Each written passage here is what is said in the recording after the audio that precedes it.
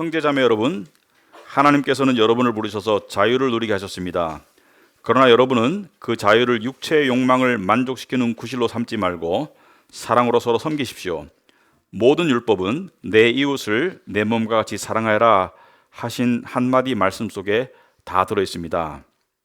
그런데 여러분이 서로 물어뜯고 잡아먹고 하면 피차 멸망하고 말 터이니 조심하십시오. 네, 앉으기 바랍니다. 네, 기도하도록 하겠습니다. 하나님 아버지, 저희들이 한 주간 살면서 하나님 은혜로 살았습니다. 믿음에 주시는 힘을 가지고 세상을 살았습니다. 세상과의 힘겨운 겨rum들이 있었지만 그 속에서 때로는 믿음으로 이길 수 있었습니다. 하지만 때로는 우리가 넘어질 때도 있었습니다. 하지만 하나님의 다시 일으켜 세우시는 은혜로 우리가 일어설 수 있었고, 또 우리가 건강하게 또 믿음의 마음을 가지고 이 자리에 나올 수 있게 하심을 감사합니다. 아버지 하나님, 우리는 우리가 부름받은 것을 압니다. 우리가 하나님의 자녀로 부름받았고, 또 우리는 우리가 어디를 향해 나아가고 있는지를 압니다. 예수님께서 말씀하시기를 내가 곧 길이다. 그런데 그 길을 가려면 진리를 알아야 하고, 진리를 통해서 그 길을 갈 수 있으며 그 길의 종착점은 생명이라고 말씀하셨습니다. 우리는 이 복된 길을 함께 가고 있습니다. 그러나 이 길을 가는데 우리는 진리가 필요하고 또 서로의 격려가 필요합니다. 이 시간 하나님께서 우리에게 말씀으로 덧입혀 주시고, 말씀으로 먹여주시고, 또 이 말씀이 이론에 그치는 것이 아니라 우리 삶 속에 실천되고 적용될 수 있도록 성령께서 역사하여 주셔서 우리의 가정과 우리의 교회가, 우리 영적 가족이 하나님이 원하시는 그런 가정과 그런 교회로 변화될 수 있도록 주님 인도하시고 보살펴 주시옵소서. 저의 입술을 주장하여 주시고 듣는 분들의 귀를 주장하여 주시옵소서. 예수님 이름으로 기도합나이다. 아멘. 사도 바울의 13가지 서신에 보면은 특징이 있죠. 처음에는 그 교리 이론 이야기를 하다가 나중에는 적용 실천 이야기를 하는데, 오늘은 그 부분에 해당하면서 동시에 사도 바울은 앞에서 계속 율법주의, 그 다음에 이렇게 율법으로 의로워지는 것, 그것은 진리의 길이 아니다, 이런 얘기를 했었고요. 그래서 율법주의적으로 율법을 지키려는 삶은 잘못된 삶이다. 그런데 율법주의자들이 이렇게 말합니다. 그러면 네 마음대로 살아도 되는 거니? 우리처럼 열심을 내서 살지 말라면, 그러면 당신들 마음대로 그냥 하고 싶은 대로 살아도 되는 거냐? 여러분, 이 복음은요, 율법주의가 아니에요. 분명히 율법주의는 말이 안 되는 것이 율법주의는 이겁니다. 이미 하나님께 받은 구원과 하나님께 받은 인정을 내 노력으로 얻겠다, 또는 유지하겠다, 확보하겠다. 이거는 어떤 것 같냐면, 제가 만약에 한국 사람이 되기 위해서 엄청 노력하고 있습니다, 이렇게 말하면 여러분 저를 이상하게 볼 거 아니에요, 그죠? 제가 남자가 되기 위해서 엄청 노력하고 있습니다, 여러분 이상하잖아요, 그죠? 이게 율법주의예요. 말이 안 되는 거예요. 이거는 헛된 길이에요. 그러면 방임주의는 뭐냐면은 내 마음대로 살겠다, 구원받았으니까. 이것도 성경의 가르침이 아니에요. 그럼 우리는 뭐냐? 우리는 복음의 제3의 길입니다. 은혜의 길. 은혜의 길은 율법주의보다 더 열정적으로 살아가지만 율법주의와 동기가 달라요. 율법주의는 하나님께 인정받기 위해서 그렇게 열심히 살아간다면, 은혜의 복음의 길은 하나님께 인정받았기 때문에, 하나님께 구원받았기 때문에 거기에 감사해서 살아가는 것이고, 두 번째는 이렇게 안 살아가면 안 되는 실제적인 이유가 있습니다. 왜냐하면 이 신앙과 삶을 자전거에 비유하자면, 이 자전거는 굴러가지 않으면 어떻게 되죠? 앞으로 길을 굴러가지 않으면 넘어지게 됩니다. 우리가 신앙의 삶을 살아가지 않으면, 길을 경주해 나가지 않으면 우리는 실족하게 되어 있어요. 그래서 오늘 13절 보시면은, 형제자매 여러분, 하나님께서는 여러분을 부르셔서 자유를 누리게 하셨습니다. 여기서 말하는 자유는 내 마음대로 살 자유가 아니라 율법주의에 얽매이지 않을 자유를 주셨습니다. 그 율법주의의 노예 상태에서 벗어날 수 있는 자유를 주셨습니다. 그러나 여러분은 그 자유를 육체의 욕망을 만족시키는 구실로 삼지 말고 뭐 하라고요? 사랑으로 서로 섬기십시오. 율법주의를 안 한다고 해서 방임적으로 살라는 것이 아니다. 네 마음대로 살라는 것이 아니다. 그럼 우리가 가야 할 길은 뭐냐? 율법주의는 형식에 얽매이는 율법들을 지킨다면 우리의 갈 길은 한마디로 사랑이다, 이렇게 말합니다. 사랑의 길을 가야 한다. 여러분, 사랑에 관한 설교를 얼마나 많이 들었겠어요? 책을 얼마나 많이 봤겠어요? 그런데 오늘 제가 좀 새로운 이야기를 하고 싶습니다. 사랑에 대한 새로운 경지의 이야기를 하고 싶다. 최근에 저에게 좀 깨달음이 있었습니다. 이 설교 때문이 아니라 제가 책을 보고 말씀 보고 하다가 사랑에 대해서 좀 새롭게 깨달아진 것 두 가지를 조금 이따 소개하고 싶어요. 네, 그것을 하기 전에 이 본문에서 말하는 사랑의 기본적인 전제를 먼저 이야기하고 그 이야기를 하고 싶다. 두 가지 이야기를 하고 싶은데 전제도 두 가지예요. 첫 번째 전제는 사랑은 관계 속에서 이루어지는 실제이다. 어떤 사람들은 사랑에 관한 말을 잘해요. 사랑은 이런 것이라고 설명을 할 줄 알아요. 사랑에 관한 책도 써요. 사랑의 기술이라는 책을 읽으면 사랑에 관한 많은 미사여구가 있어요. 그러나 실제로 사랑하는 것은 말로 하고 생각하는 것하고는 달라요. 여러분, 하나님께서 너희 죄인들을 사랑해? 너희들이 지옥 가는 것을 내가 원하지 않아? 라고 생각만 하시고 말로만 하셨다면 우리에겐 구원은 없습니다. 하나님께서는 직접 당신의 아들을 보내시는 행함으로 우리를 사랑하셨는데 이 사랑은 관계 속에서 이루어진다. 그래서 14절 보시면은 모든 율법은 내 이웃을 내 몸과 같이 사랑하여라 하신 한마디 말씀 속에 다 들어있습니다. 그러니까 율법을 지키고 싶어? 그럼 사랑하면 돼요.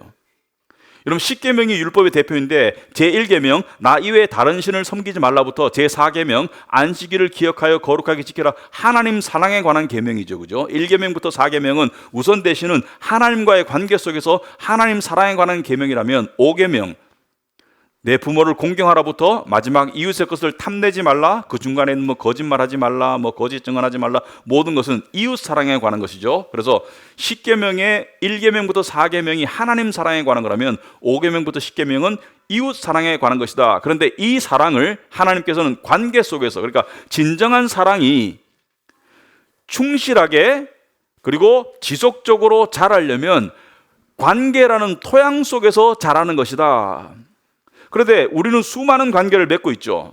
그래서 직장 관계 또는 사회 관계, 그러나 이 속에도 사랑이 실천되어야 하고 실천될 수 있지만 분명히 한계가 있습니다. 하나님께서 말씀하시는 이웃이라는 것의 핵심적인 관계는 언약적으로 숙명적으로 맺어진 두 가지 관계를 말해요. 첫째는 가족 관계, 둘째는 교회 공동체 관계, 교회 영적 가족 관계. 그러니까 이 두 개의 관계 속에서 하나님께서 언약적으로 주신 관계 속에서 숙명적으로 우리가 받아들이는 이 관계 속에서 사랑이, 진정한 사랑이 충분히 지속적으로 자랄 수 있습니다. 왜냐하면 사회관계는 이익을 위해서 맺어진 관계잖아요. 그 속에서도 사랑의 친절을 우리가 보일 수 있고 또 우리 그리스도인으로서 향기를 보여야 되지만 그 관계는 상호 이익이 부합하지 않으면 파기되는 관계입니다. 그러니까 이익에 의해서 일시적으로 유지되는 관계이지 이것은 언약적 관계가 아니에요. 정말로 사랑이 정말로 씨앗을 뿌려서 그리고 뿌리를 내리고 그리고 사랑이 자라고 그 사랑의 열매를 맺어야 할 곳, 맺을 수 있는 곳은 여러분이 친밀한 관계를 맺고 있는 언약적 관계, 숙명적 관계, 교회와 가정이라고 저는 생각합니다. 그리고 두 번째 사랑의 속성, 사랑은 관계 속에서 이루어지는 것이다. 두 번째 속성은 사랑은 멈추지 않는다. 사랑은 계속해서 앞으로 나아가야 해요. 왜냐? 여러분, 아까 자전거 제가 비유를 들었죠. 자전거가 달리지 않으면 넘어져서 다칩니다.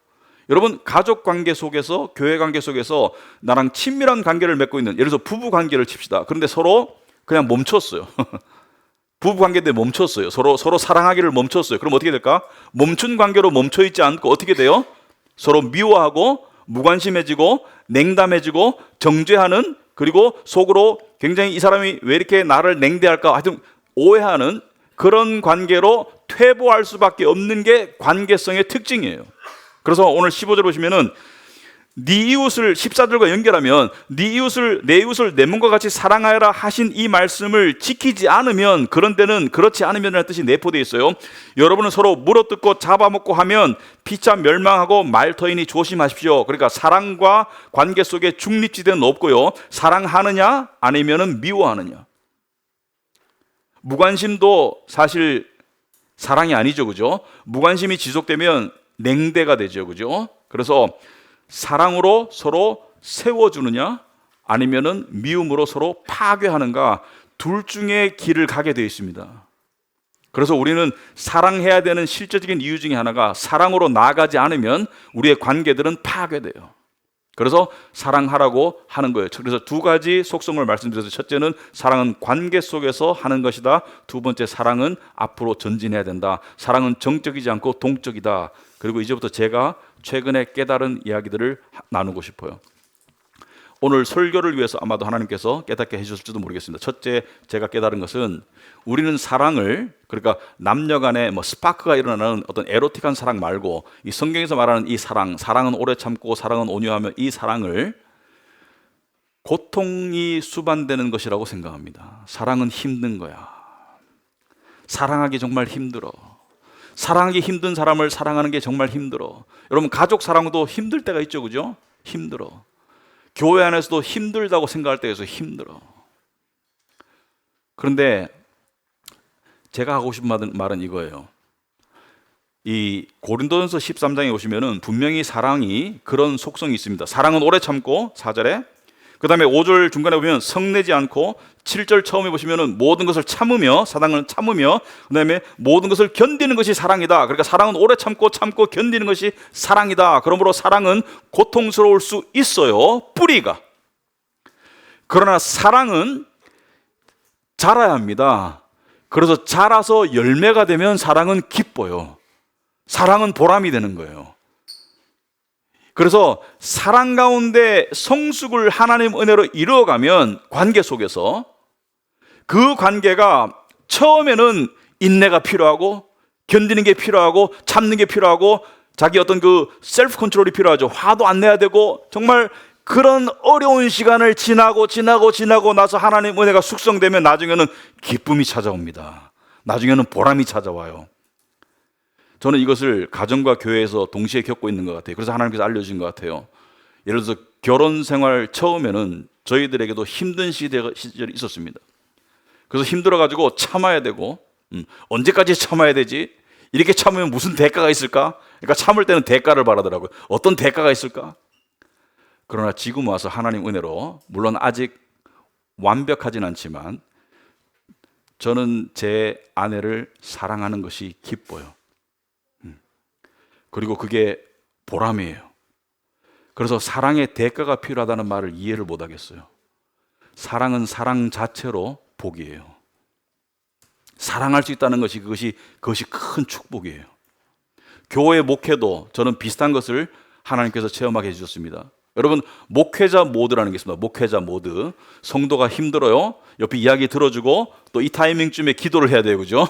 또는 기도하겠다고 말을 하겠죠, 그죠? 근데 많은 우리가 이게 카톡으로 기도하겠습니다 하는데, 물론 나쁜 거 아니에요. 근데 처음에는 목회자가 되기 위해서 노력했던 것 같아요. 성도의 힘든 이야기를 들으면 공감해주고, 또 상담해주고, 조언해주고, 그리고 기도해주는 것이 목회자의 임무니까. 근데 지금 저의 삶을 보면 저는 그 임무 모드에서 벗어나는 것 같아요. 벗어나서 이제 이야기를 들으면 그냥 마음에서 기도해주고 싶어요. 격려해주고 싶고, 그리고 옛날에는 이 목회를 열심히 하면 하나님의 상급을 생각했다면 지금은 이 목회 자체가 기쁨이라서 그걸 생각 안 하는 것 같아요. 감사한 일이죠. 물론 앞으로 갈 길이 멀지만 지금 제가 제 인생을 봤을 때 정말 감사한 부분은 사랑의 관계 속에서 맛을 보는 것 같아요.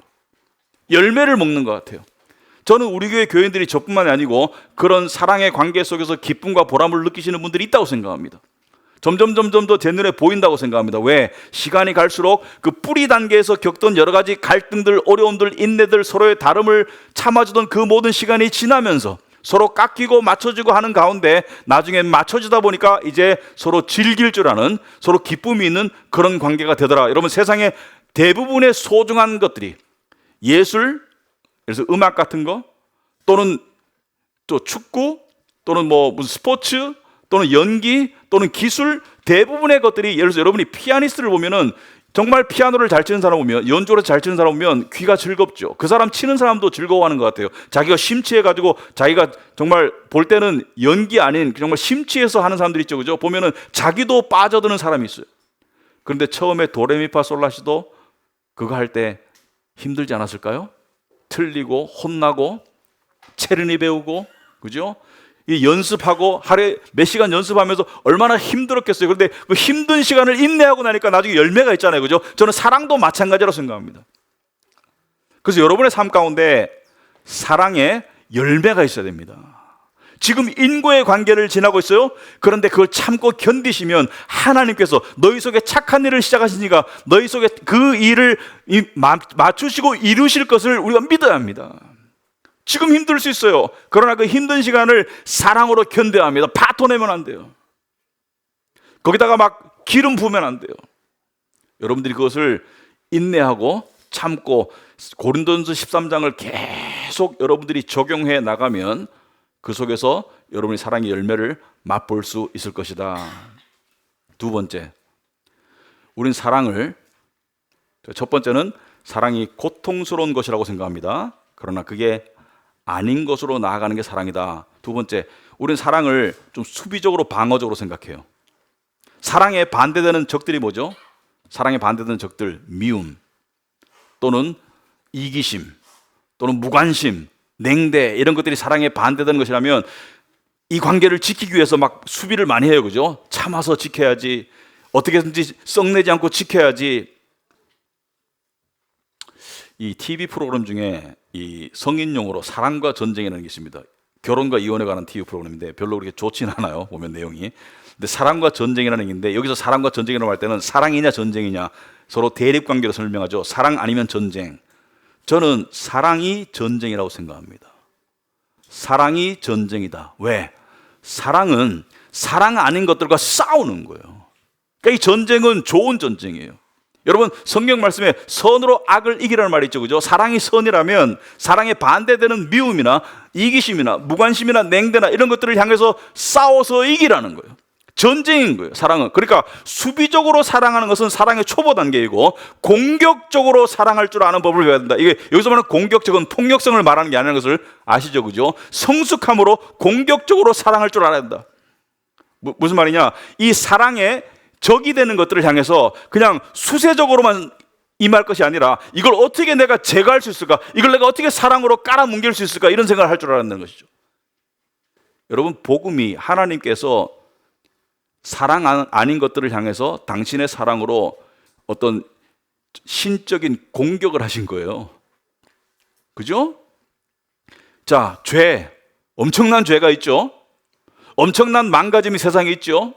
그리고 하나님을 향한 엄청난 불경이 있죠. 이 수많은 하나님의 사랑을 향한, 하나님을 향해 높아져 있는 이 수많은 죄의 탑을 하나님께서 십자가의 사랑으로 깡그리 덮으시고 무너뜨린 것이 이게 하나님의 사랑의 공격이라고 저는 생각합니다. 십자가는 방어가 아니에요. 십자가는 이 어둠의 세상을 향한 빛의 공격입니다. 빛이 어둠을 뚫고 들어오고 뚫고 나가신 거예요. 이게 십자가의 공격인 것이죠. 그래서 발상의 전환을 하시라. 맨날 수세적으로 살지 마시고 공격적으로 사시라. 사랑의 공격, 오해하지 마시고 욕하라는 게 아니라 사랑의 공격을 하면서 살아라, 이런 말씀을 드리는데, 예를 들어서 오늘 제 얘기를 좀 많이 해서 죄송한데 다른 사람 얘기할 수 없잖아요. 그죠? 제 얘기를 할게요. 자, 이제 결혼 생활 속에서 이야기를 할게요. 자, 결혼을 하면 상대에 대한 좋은 점도 있겠지만 또 상대에 대한 어떤 그 약간 불만도 있겠죠. 그죠? 뭐 가족 간에 또 교회 간에 마찬가지죠. 그런데 여러분, 이 언약 관계라는 것을 이해를 하셔야 돼요. 언약 관계. 언약 관계는 숙명적인 관계다. 여러분, 사랑하기 때문에 결혼했어요. 결혼할까 말까 생각했었습니다. 이 사람을 결혼할까 말까 생각했다가 결혼했어요. 결혼하고 난 다음에는 사랑하는 이유가 뭘까요? 결혼하기 전에는 뭐 예뻐서 착해서 뭐 나한테 뭐 무슨 언어 코드가 맞아서 뭐 여러 가지 이유가 있겠죠. 그죠? 그러나 결혼하고 나면 왜 사랑할까요? 결혼했기 때문이에요. 이거 이외에서 다른 이유를 찾으려고 하면 안 돼요. 결혼했기 때문에 사랑하는 거예요. 저는 여러분을 사랑해요. 왜? 우리 교회 교인들이 저한테 잘해줘서 또는 골치 아픈 일을 안 만들어서, 만들기도 하세요, 사실 조금씩. 예. 그래서 사랑하는 게 아니라 우리 교회 성도라서 사랑합니다. 제가 여러분의 목사이기 때문에 여러분을 사랑하는 거예요. 그게 숙명적 언약적 관계입니다. 이거를 이해를 해야 돼요. 왜냐하면 세상 사람들은 요즘에 언약적 관계를 전부 이익의 관계로 변질시키고 있어요. 심지어 결혼도 상호 이익에 부합하지 않으면 헤어지는 게 좋지 않아? 이렇게 나오고 있거든요. 아니에요. 하나님이 맺으신 언약 관계는 그 언약 관계를 숙명적으로 받아들이고 그 관계에 들어왔기 때문에 받아들이고 사랑하는 거예요. 그죠? 그게 사랑은 선택이 아닌 거예요. 사랑은 필수가 되는 거예요. 그죠? 사랑은 혈액과 같은 거예요. 없으면 죽어요. 그러면 제가 예를 들어 볼게요. 저희 결혼 초기에 제 불만 중에 하나 이거였습니다. 이 사람은 왜 나한테 사랑한다고 말 안 할까? 이 사람은 경상도 여잔가? 그래서 저도 나도 안 하지 뭐. 네가 안 하는데 내가 왜 해? 이런 마음으로 사니까 좋겠어요, 안 좋겠어요? 안 좋죠. 더 답답해요. 그리고 이 사람의 저를 향한 불만 중에 하나는 이거였습니다. 제가 알아요. 저희가 이제 결혼 8년 차인가에 미국을 갔는데 남자들이 요리를 하는 사람이 많더라고요. 다른 나라 사람들은. 요즘엔 많은데 그때 흔하지. 저는 부엌에 가면 죽는 줄 알았어요. 저는 싱크대 옆에 얼씬거리면 남자는 죽어야 되는 줄 알았어요. 그래서 저는 그 사람들 보면서, 그런 분들을 보면서 이렇게 생각했어요. 그때 당시에는 저런 남성성을 상실해 가는 사람들이 많구만. 그렇게 생각했는데 우리 집사람은 눈물이 났대요. 왜냐하면 너무 부러워서. 그래서 기도했답니다. 우리 남편도 저런 사람이 되게 해주세요. 그리고 기도하다 지쳐서 잊어버렸겠죠, 그죠? 근데 요즘에 제 아내가 가끔 저보고 여보 사랑해 이러거든요. 너무 이 하나님이 놀라우세요, 그죠? 여보 사랑해. 내가 사랑해라고 말 안 해도 중간에 이랬으면, 중간에는 내가 그래서 마음을 바꿨어요. 공격해야지. 이것을 사랑한다고 말하자는 거에 공격할 거예요. 제가 여보 사랑해 이렇게 계속 말해요. 그러면 한 10번쯤 말하면 마지막에 나도 사랑해 그러면 영혼을 담고 해. 영혼을 담고. 이런 식으로 제가 막 공격했거든요. 공격했는데 지금은 그 공격이 먹혀가지고 여보 사랑해라고 말을 하더라고요. 우리 집에서 최근에 요즘에 우리 집사람이 부엌에 가면 저한테 혼나요. 왜냐하면 집사람을 위해서 요리를 하는 게 저의 즐거움이에요. 내 즐거움을 뺏지 마라. 이렇게 말하면 또 많은 또 남자분들이, 목사님도 그렇게 말해가지고 집에 또 무슨 일이 생길 수 있어요. 하세요. 그리고 또 이렇게 생각하는 분도 있을 거예요. 또 목사님이 하면 얼마나 하겠어. 제 증거가 차고 넘쳐요. 사진 갤러리에 많이 있으니까 원하시면 오세요. 제가 다 보여드릴 테니까. 어쨌든 간에 그 집사람의 그 눈물 어린 기도가 응답이 된 거 있죠. 그리고 이게 저의 사랑의 루틴입니다. 루틴이고 이게 제 기쁨이고 제 삶의 리듬이에요. 근데 제가 옛날에 저는 이게 할 수 없는 사람이거든요. 근데 이렇게 변했다고요. 목회에도요 놀라운 변화들이 있습니다. 왜냐하면 요즘에 여러분들 그 모든 교인은 아니겠죠. 그러나 일부 교인들이, 제가 여러분들이 무슨 어려운 상황이 있으면 제가 옆에서 바로 기도해 줄 거예요. 그죠? 왜냐하면 이게 저절로 되더라고요. 저절로 기도해 주고 싶어. 그리고 되게 보람을 느껴요. 내 기도를 듣고 난 다음에 약간 기운을 느끼고 이런 거 보면 내가 누구길래, 내가 뭐길래, 그러니까 하나님의 부름받은 종의 특권이 이런 거구나, 보람이 이런 거구나, 이걸 느끼니까 너무 보람스러운 거예요. 제가 목사님들 만나면 죄송하지만 목회가 힘들어요, 너무 막 울상하고 이러면은 저는 입을 딱 닫고 있거든요. 왜냐하면 저는 안 그렇거든요. 저는 목회가 좋아요. 저는 치매 걸리기 전까지 하고 싶어요. 쫓아내지 마세요. 하고 싶어요. 목회가 좋아요. 여러분, 여러분의 관계 속에서 공격적으로 사랑해야 될 부분이 분명히 보일 겁니다. 근데 구체적으로 이렇게 생각해 보세요. 첫째, 내가 대접받고 싶은 대로 남을 대접할 길이 뭘까?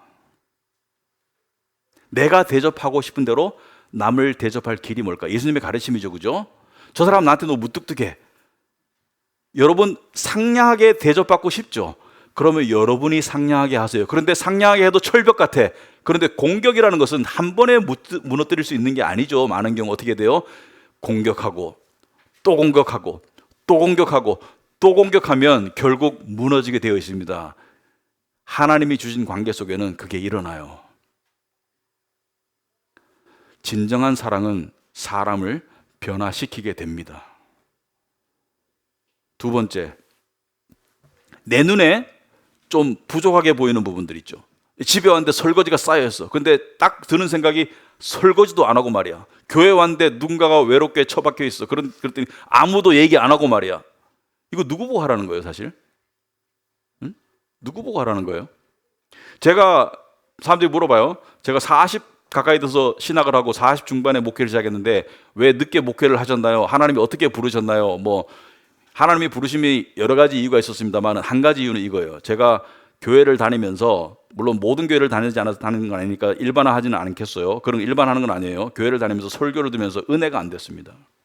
어떻게 말씀을 읽어놓고 말씀을 제대로 전하지 않을까라는 그런 것이 은혜가 안 되니까 나중에 화가 나더라고요. 근데 그 속에서 하나님께서 말씀하세요. 그럼 네가 해봐. 그게 네 눈에 왜 보였겠어? 그럼 네가 해봐 그러면. 여러분, 부족한 부분이 보이면 아마도 하나님께서 나보고 하라는 거예요. 나보고 하라는 거예요. 그래서 남이 나를 대접해 주기를 원하는 대로 남을 대접하고 내 눈에 부족한 부분을 내가 메꿔 나가고 그런 속에서 열심히 실행하는 게 그게 사랑이에요.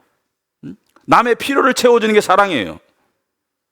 그러니까 사랑할 줄 모를 때는 남이 원하는 걸 하는 게 아니라 내가 생각하기에 저 사람이 원해야 된다는 것을 내가 하고 있어요.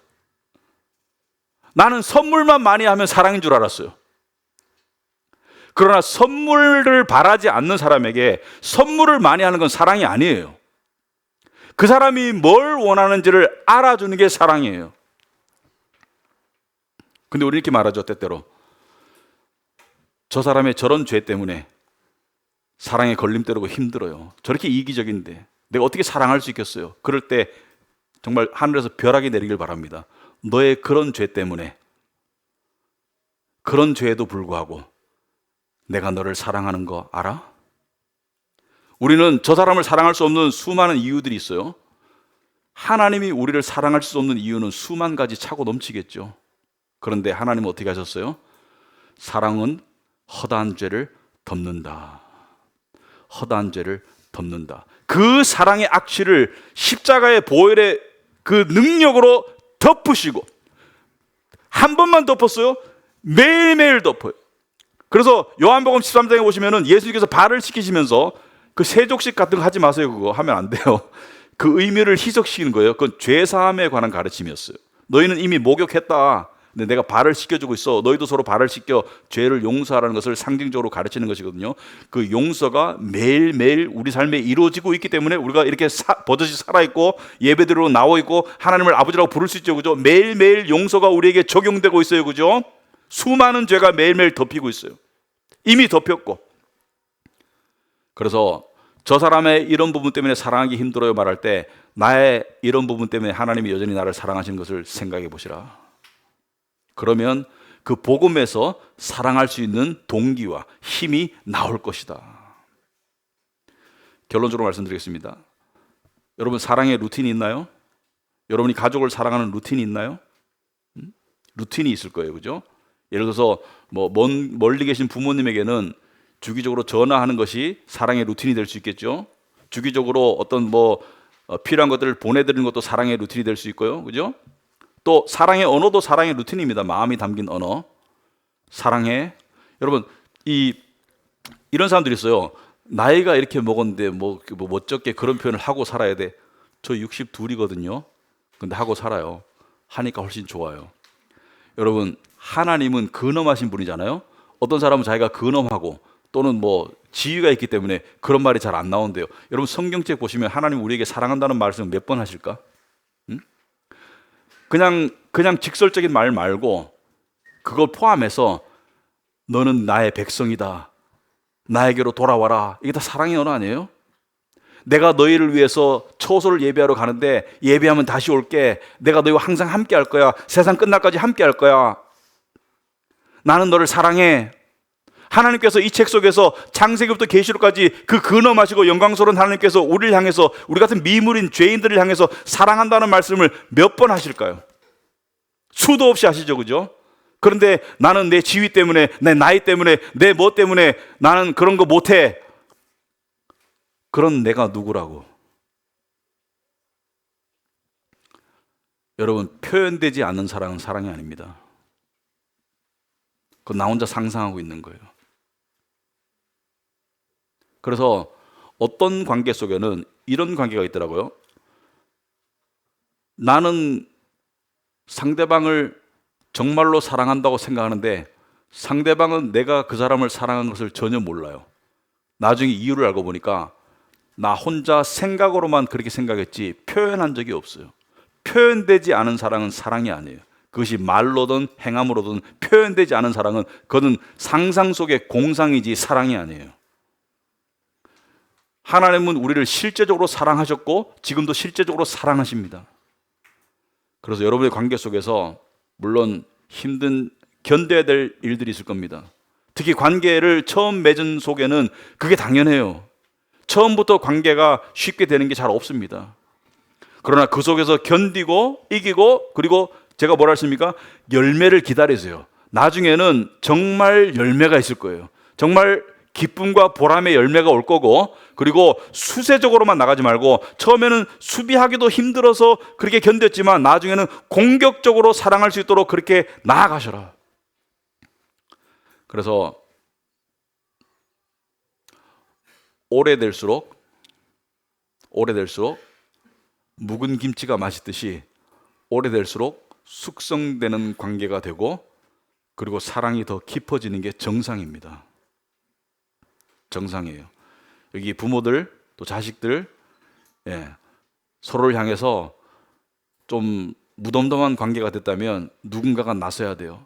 근데 한 번 나서니까 어색해서 잘 안 돼. 두 번 나서고 세 번 나서고 자꾸 사랑으로 공격하다 보면 관계는 뚫리게 되어 있습니다. 언약의 관계는 대부분 뚫리게 되어 있어요. 그게 언약의 관계예요. 그래서 하나님의 복음을 힘입어서 사랑으로 나아가라.